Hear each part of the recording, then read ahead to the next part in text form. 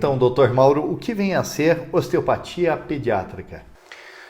Roberto, a osteopatia em si, ela nasceu nos Estados Unidos como uma especialidade do médico, virou uma faculdade do médico, e no Brasil ela veio como uma especialidade. Mas só em 1981, uma médica americana desenvolveu as técnicas da osteopatia para a pediatria. Então, hoje, a osteopatia pediátrica é uma abordagem terapêutica, diagnóstica e terapêutica do bebê, para tentar determinar as causas de disfunções de movimento do corpo, seja de movimento articular, de tecido muscular ou de ligamentar, enfim, até de órgãos, para tentar descobrir por que é que o corpo está sofrendo, está manifestando algum sinal ou algum sintoma de dor e tratar esse processo de causa e não ficar focando na consequência, por exemplo, que é a dor em si. E a que tipo de paciente a osteopatia pediátrica é indicada? A osteopatia pediátrica é indicada para bebês com refluxo, com cólica, bebês que choram bastante, bebês que têm constipação ou o contrário, muita diarreia, inclusive crianças com diagnósticos de problemas respiratórios como asma, bronquite, rinite, sinusite, crianças com constipação, infecções recorrentes, aquela criança que é irritada, que não se sabe muito bem a causa, ou criança que não ganha peso, dores do crescimento. Existe uma indicação bem importante para a gente que são nos torcicolos e nas assimetrias de cabeça da criança, enfim, bastante indicação, bastante casos diferentes para a gente discutir. E tem algum caso que não pode, não deve ser indicado? A contraindicação da osteopatia é em especial para técnicas específicas. A osteopatia é um rol de técnicas. Existem técnicas que são contraindicadas em alguns momentos específicos. Exemplo, técnicas que eu vou usar para tratar a cabecinha da criança ou a região do crânio, elas são contraindicadas quando, por exemplo, a criança teve um trauma recente, acabou de bater a cabeça 2, 3 horas, antes vai ter que passar no médico. Ou alguns casos em que existe uma pressão alterada na cabeça da criança, ou malformações, tem que se estudar o caso. Não é que é sempre contraindicada, mas existem técnicas específicas que não podem ser realizadas naquele momento. E quais são os principais benefícios, doutor? Então, como a gente começou a falar, a osteopatia ela trata disfunção de movimento. Às vezes é movimento de líquido entrando e saindo no músculo, por exemplo, né? Então o benefício vai existir quando a gente encontra essas disfunções no corpo da criança, enquanto ela ainda não se chama doença. Por exemplo, a asma ela pode ser o resultado da presença de ácido no esôfago de uma criança de forma crônica. Tem refluxo ali que não é tratado desde quando é bebê, cresce com a criança está com 2 anos de idade e sempre teve presença de ácido no esôfago.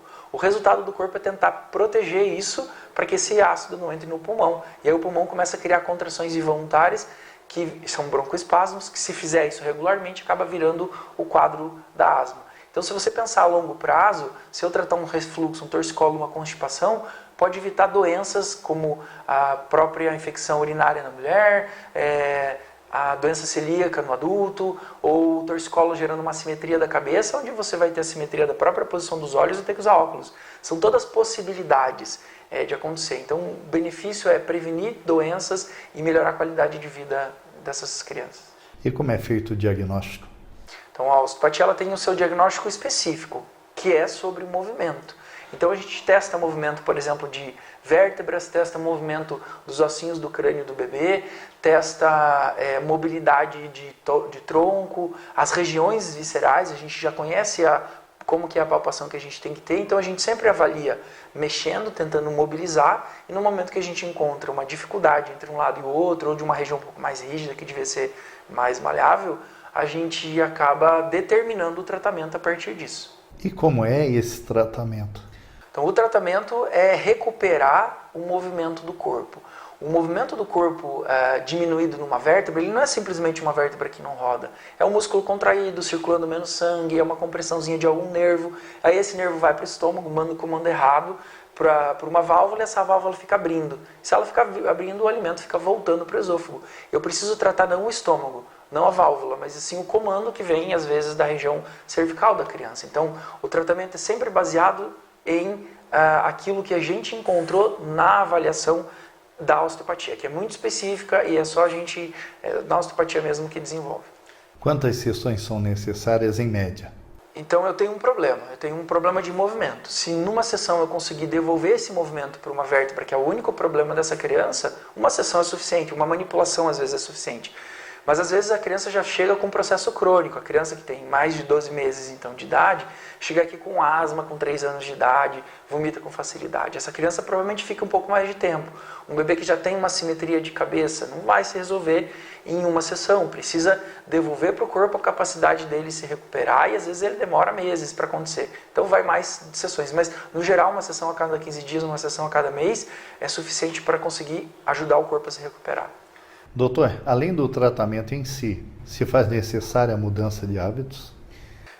Assim como no adulto, na pediatria também os hábitos ruins podem favorecer essas disfunções. Então, exemplo, o jeito que você segura uma criança no colo é importante para você desenvolver problemas. Eu preciso orientar os pais, por exemplo, que segurem a cabeça da criança desse jeito, porque se não segura a cabeça do bebezinho, pode fazer o chicote cervical para trás. E esse chicote é o causador das tensões que a gente chama de torcicolo, que, por exemplo, podem dar sinais de cólica na criança. A osteopatia promove a autocura? Um princípio da osteopatia, Roberto, é exatamente a autocura. Não é que a gente faz isso, a gente só devolve para o corpo essa capacidade. Quando existem tensões de movimento, esse movimento gera uma tensão muscular que comprime o vaso sanguíneo que não deixa o sangue chegar. Só que o sangue é um meio pelo qual o corpo faz a autocura. Leva células para combater antígenos, leva células que vão fabricar um tecido para colar um tecido quando ele se rompe, por exemplo, depois de uma cirurgia. A saúde ela só facilita o processo de autocura. A osteopatia tira a dificuldade do corpo de fazer esse processo, ou seja, ajuda o corpo a restabelecer essa capacidade de se curar. Então, sim, é um princípio e talvez um dos mais importantes para a gente tratar um bebê. Crianças pequenas aceitam bem o tratamento? Como eu disse, bebê até 12 meses, depois de 12 meses a gente já chama de criança. Existe uma resistência simples, que é quando eu estou com dor eu estou chorando. Não é que ele não vai querer que eu faça, porque a criança está irritada, às vezes a criança tem medo. A criança de 1 ano até 2 anos de idade aproximadamente, eles são muito apegados aos pais. Então às vezes eles choram porque é alguém de jaleco, que às vezes é uma rotina para eles, eles têm que procurar serviço de saúde com frequência, eles ficam com aquele medo, né, do jaleco, da síndrome do jaleco que a gente chama. Mas a osteopatia não dói, a osteopatia é manipulação simples, suave, só visa restabelecer movimento sempre de forma bem tranquila. Então a criança não experimenta dor pela osteopatia, mas ela pode naquele momento estar com dor e vai chorar. Não é que ela está negando ou achando ruim o tratamento. Doutor, a partir de que idade os pais devem trazer seus filhos a uma osteopata? Então, o osteopata pode receber a mãe ainda, com o bebê ainda na fase gestacional, porque as disfunções da mãe podem induzir disfunções na criança. O parto pode ser mais difícil porque a mãe tem uma disfunção, e aí a criança naturalmente pode adquirir esses processos também. Mas a partir do nascimento, a criança já pode vir para o consultório. Na Alemanha, por exemplo, os bebês nascem, o pediatra avalia, se o pediatra dá ok, que a criança está saudável, vai para a avaliação do osteopata, porque é uma avaliação diferente da avaliação que o médico faz. E qual é o profissional habilitado?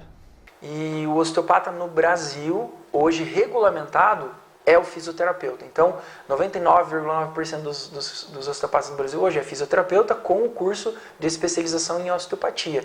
E é importante ter alguém que tenha feito a formação, porque, em especial, depois de ter feito algum tipo de formação em estudos em pediatria, porque o pessoal costuma formar em fisioterapia de adulto, e começa a aplicar as técnicas para bebê, mas não funciona assim. O bebê não é um adulto pequeno. A fisiologia muda, a anatomia é diferente do adulto. Ela está muito imatura, então não pode usar uma técnica igual do adulto para a criança. E tem muito profissional que faz isso depois de fazer um curso de pediatria. E isso não forma um osteopata pediátrico. A osteopatia pediátrica vem com tempo, vem com vários cursos, em especial tentando fazer alguma formação específica. E aí você tem um osteopata competente para atender o seu filho. E o Brasil tem boas instituições de ensino que capacitem esses profissionais? Então, no Brasil existem instituições de ensino muito boas que capacitam o osteopata para atendimento de adultos, acima de 7, 10 anos de idade. Mas para a pediatria, uma instituição específica com tradição ainda não existe. Essa foi uma necessidade, um nicho que eu e uma colega do Rio de Janeiro encontramos para criar uma escola de osteopatia pediátrica, para a gente conseguir dar base e dar a capacitação adequada para esses alunos, para esses osteopatas, para que eles possam atender uma criança de forma integral. E, de novo, não tentar atender eles como se fosse um adulto. Então, a OsteoKids, que é uma escola de osteopatia que eu e essa colega criamos, tem exatamente esse objetivo de fornecer para o Brasil aquilo que ainda não existia.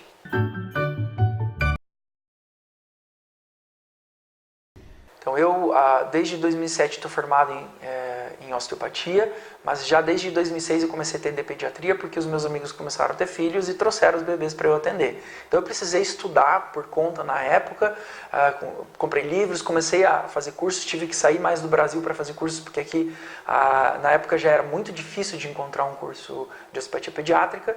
E nesse meio tempo eu acabei fazendo mestrado nessa área, fiz mestrado no desenvolvimento de um protocolo para atender bebês com refluxos com osteopatia, que teve resultados muito interessantes. Comecei o doutorado para estudar as assimetrias da cabeça do bebê desde 2015 e há 6, 7 anos eu dou aula de osteopatia e de osteopatia pediátrica e a OsteoBaby nasceu disso, que é o site, o nome que a gente usa para fazer a propaganda da osteopatia pediátrica, mas não com o cunho de fazer propaganda do Mauro, mas sim da osteopatia pediátrica para os pais e para as mães saberem que tem muita coisa para ser feita para alguns diagnósticos que às vezes são levados durante o crescimento da criança, mas que poderiam ser resolvidos de forma bastante eficiente. Então, a OsteoBaby nasce desse conceito.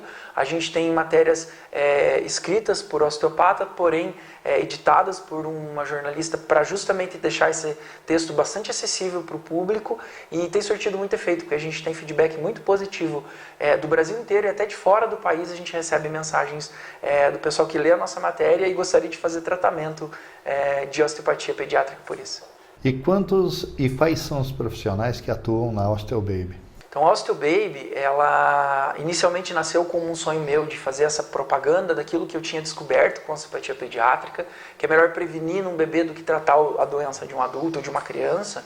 E hoje, aqui no consultório, a gente tem mais uma profissional, que é a doutora Carolina. Ela é fisioterapeuta, especializando em osteopatia e está fazendo os cursos de osteopatia pediátrica, mas ela tem uma experiência muito boa já com a UTI neonatal. Ela já atende bebês prematuros.